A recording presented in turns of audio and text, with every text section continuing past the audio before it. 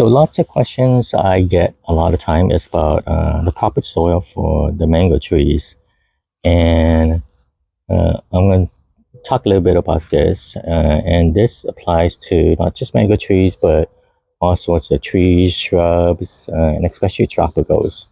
When it comes to vegetables and really short-lived plant, that's a bit different.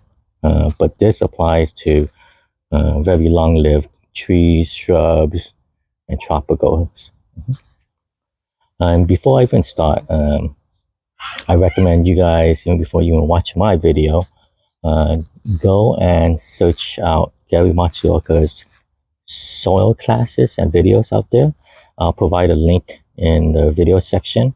So that's what I would recommend you guys check out first, because he would do a better job of explaining soil. I'm going to touch base of it. I'm going to touch a little bit basis of it from my own experience with it, but he would provide a lot kind of more in-depth experience from it. And I think that's probably one of the most important things you could do is probably just look at one of his soil class videos. Okay, so I'm going to start off talking a little bit about my own experience with soil. I've been probably experimenting with plants for over 25 years. And initially, I would say back then, 25, like almost 25, 30 years ago, lots of the plants that when you get the plants, whatever nursery it is, their recommendation was that, if this was going into a pot or a in ground. So in ground, they would always kind of recommend you kind of dig out the native soil there. You kind of throw in the bag potted medium that you bought, and then you plant the pots in there. But within I would say about 10-15 years of that, like lots of nurseries started changing the attitude. I think they were saying like you mix in half potting soil and half native soil, just because you need the plants to acclimate and stuff, kind of get the roots kind of pushing out. But at the end of the day, within the next kind of 15 years of my experience with that, I began to kind of learn a bit more about it, and especially from lots of the forums out there back then. And the proper way was just kind of putting a plant into the ground, leave the native soil alone, whether it's sand or clay, and then you kind of just top dress it with either the potting soil or like some kind of mulch. That was always the best way. I don't think, I'm not sure the nursery trade is still, I'm not really sure what these days they kind of properly teach us, because I don't really ask about, hey, I don't really ask any employee there like, hey, I bought a tree, what's the best way to put it in? I don't do that anymore. But about 25 years ago, I was pretty inexperienced with it, so that's what I did. And they always recommended these bag soils, which was always awful. It was pretty awful, and it still is awful. Most of the bag soil, I would say about 95% of it, or even more, they're just horrible. It's just mixed with just kind of bark, tree bark and stuff, and that thing does not do well. It's pretty horrible on the plants. It's only for short-lived plants. If you have a plant that you plan to have it in there for like a year and stuff, most of that stuff just kind of turns to, either grime and sludge, or it becomes very hydrophobic, where it doesn't even want to absorb any more water after a few. So the pot could easily dry out real quick, or it could easily be overwatered real quick, and there's just not enough oxygen in there. So that's the biggest issue, is that it's the potting medium that's being sold by most nursery.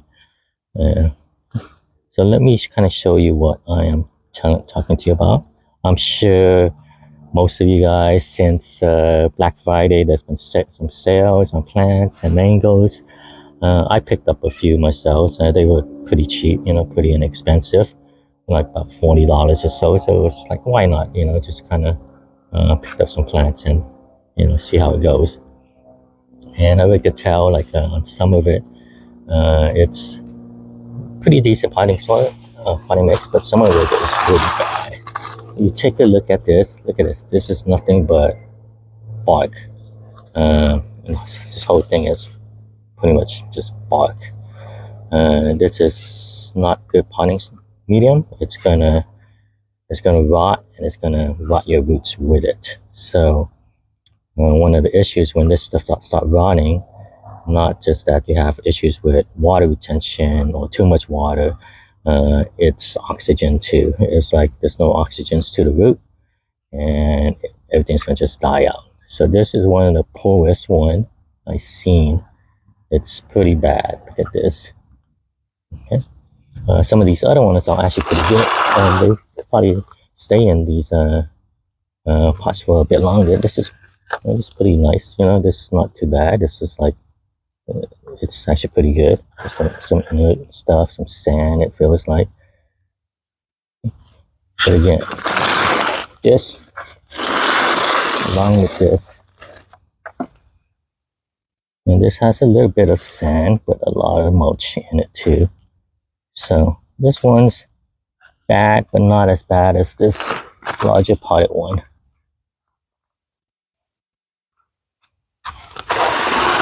So what I like to use is a mix that comprises at least, I would say at least 33 to 50% peat moss for water retention. And then the rest of the stuff you could use is either a mix of perlite, pumice, decomposed granite, and sand. What I'm showing you here in my mix, this is what I call a very kind of lazy mix. This is what I'm kind of using right now. It's not the best mix, so don't look at this as it's a great mix. It's not the best mix out there. It's this is pretty much just half perlite and half peat moss. The reason I'm using perlite is just because it's lighter, and I do have a lot of plants, so I move them around, and it's just an experiment. It's not as good as pumice, just because these perlite, they tend to do float and move around kind of in your pot, but it's easy kind of lazy man's mix, you know. I would more recommend that you guys incorporate heavier stuff like pumice and sand into it. One of the issues I'm running into with this mix is that there's a little bit of caking. I don't know, I call it caking on the top. When the top layer of it kind of like gets, I don't know if some of you guys cook, but you have like flour or some ingredients in your kitchen cabinet, they usually have some kind of silica in it, so it doesn't cake and stick together. So what I experienced with at least this mix without sand or anything like that is at least the top layer of it sometimes does that on my mix. It kind of start caking together, and I would need to kind of break it up. I've been experiment with like kind of top layer on that with either some kind of coffee ground or some kind of sand, but I'm still messing with it. But even just a mix of this is better than anything. I mean, I don't consider this mix as a great mix. It's still better than anything that you could find in a potting medium. And this does really well, just because if you're dealing with tropicals, most of them do prefer being on the more acidic side. So not just the pH, the oxygen, the water retention, it all kind of it's all suitable for tropicals, and especially for mangoes. Mangoes, especially, I think it's access to oxygen. That's one of it. You know, it for my plants, I notice that they do love water, but they all drought with tolerant. They actually do pretty well, considering sometimes they get drought out, but they do like water, but it's a lot of the access to oxygen that's very important. So that's my mix, and again, this is not an ideal mix. I really recommend you guys incorporate more heavier stuff, but it's just what I'm using for now. I have lots of pots, a lot of potted plants, and the lighter mix is easier to move. It's perlite is definitely less expensive than pumice, so that's some of the reason why I use it. And again, this is just half pumice. I'm sorry, half perlite and half peat moss. Okay, so half perlite and half peat moss in this mix. Some of Gary Matsuoka's mix is half peat and half pumice, which is a heavier mix, a bit more expensive mix. And if you could incorporate that into your mix, that's really ideal. And try to kind of keep away from as little organic material as you can. It's just that stuff's just not really good for the roots of the plants. You could, if you're planting in the ground, it's easy to kind of top your planting off with mulch and all that bark and stuff. But when all that stuff goes underneath the top and towards the bottom of the roots, they just don't decompose right. There's a lack of oxygen. They consume a lot of oxygen. When it's on top of the ground, it does a lot better. It's more better for the plants. When it's underneath the ground into the roots, then that's when you have problems. Okay, so that's what I'm gonna be doing, at least with my plants here. I am gonna be kind of appotting most of these. So in terms of appotting, I know some people kind of do more a step approach where you go kind of from like a 3 gallon to 5 gallon to a 7, and whatever, you kind of step up on the gallon size. I kind of go with more of an approach that I just kind of put it in the biggest pot that I am comfortable with in terms of like being able to move around or whatnot. That's my approach, just because I think when you have the right potting medium, you don't have to worry about the appotting. A lot of appotting happens is because unless you put in new fresh dirt, that previous dirt that you're using is going to rot away and kill your plants. And if you have the right dirt, the right soil mixture, then it's just put it in the biggest container that you are comfortable with, and let those roots fill out. When you don't, like something like this, all this bark, if you're not constantly uppotting it, this bark just kind of becomes sludge and rot away, and pretty much kills the plant. So that's what I'm doing. So I'm gonna uppot this one. This is like a 3 gallon right here, and then I'm gonna go ahead and put it into a 15 gallon. Got this on the Black Friday deal. It's probably the reason why the plant's not really doing good. This is Kill Savoy. So it's this right here, Kill Savoy. And I'm gonna just and because I'm uppotting it to such a huge pot, I am not that worried about like removing the bad soil. It's just because there's enough of the good soil around to kind of more than compensate for the bad soil. Now, if you were kind of switching from a 5 gallon to a 5 gallon or something like in that terms, you might have to remove a bit of you will have to remove a bit of the bad soil from it. You're gonna have to kind of almost remove all that soil and put it into a good soil. But because appotting it to quite a big pot, I'm not even concerned about that, And right now I'm doing this. Usually when it comes to switching out pots and stuff like that, I really do recommend more like you kind of do it in the beginning of spring, not when it's kind of coming winter right now. But because the soil is so bad, if I don't do it, I have less chance of it surviving winter, just because it will dry real quickly, get soggy real quickly, and the plant's really not utilizing any of the water that much. So if I don't, my chances of it not making it through winter is a bit higher. So I don't want this plant to die. So that's why I am appotting it to a much better soil mix.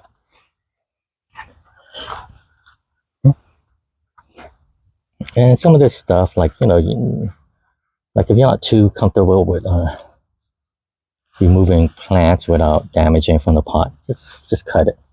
I mean, that's what I recommend. Just kind of cut it. Cut the pot. You know, it's like you might have paid like what is like $50 for the plant or like $100 for the plant. The pot's just like a dollar, you know, a couple of dollars or so, you know.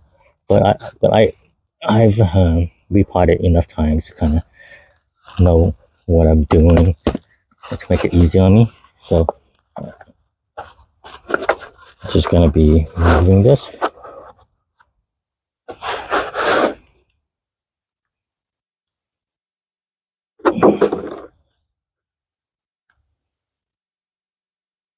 Okay.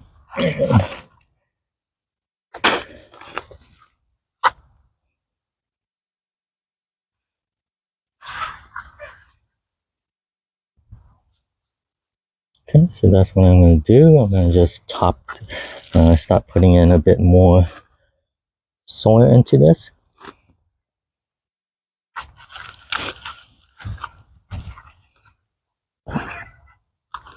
And what I like to do is at least, you know, push down and compress the the new soil I have, like, you know, just so it doesn't sink when when you start watering it.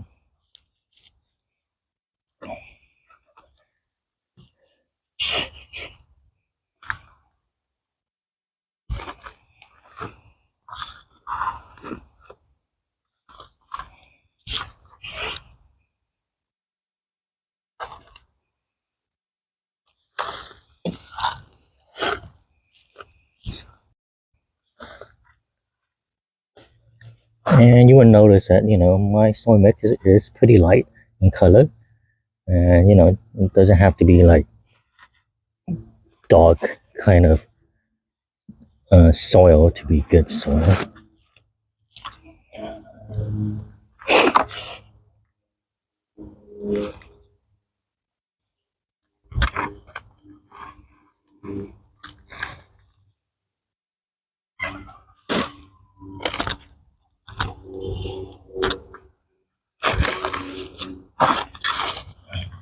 So that's it. That's what I'm going to do with this. And hopefully this will give it a better chance of surviving winter. And as you can see on this one's one of the worst soil medium ever. So this one's so bad that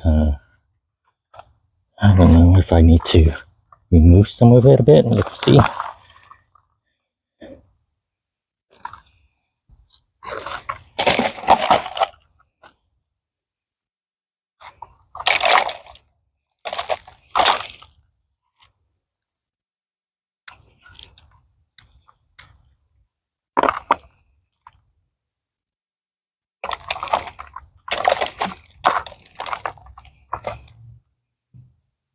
Look at this. It's pretty awful.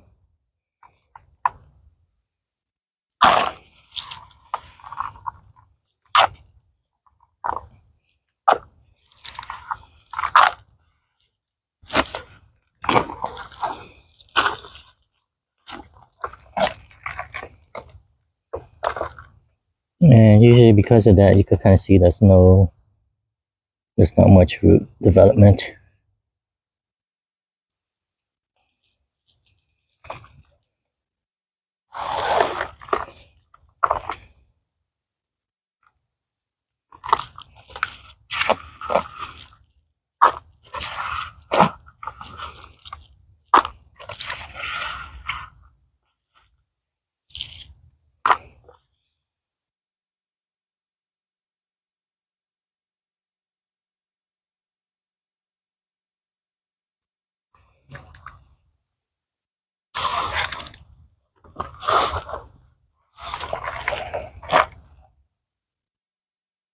And another thing I just caught on this is look how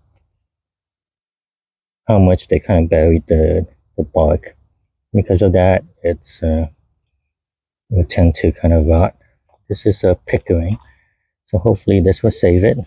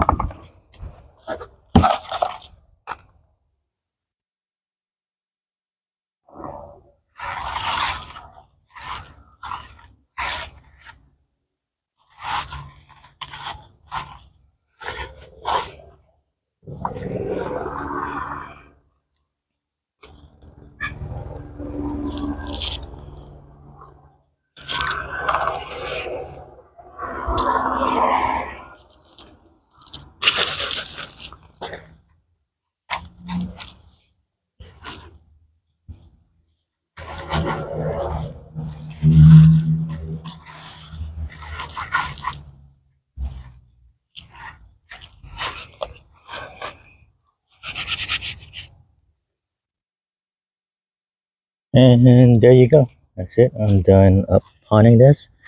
And on this one, I did remove quite a bit of the kind of bad soil on it. So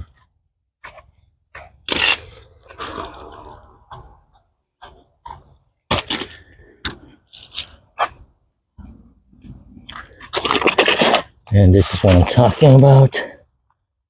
I'm talking about really, really bad soil, just like nothing but wood chips. Look, because of that, like, mangoes, they got pretty fibrous roots. And on a healthy one, on a healthy pot, when you see the roots, it's a bit everywhere. They don't have too many huge kind of roots, but they got all these like really fibrous one. And mango roots are black, so kind of keep that in mind. They tend to be more on the black side. But in this this plant, you can see there's really no root development. All right, everyone. Thanks for checking the video out, and I hope this helps some of you guys.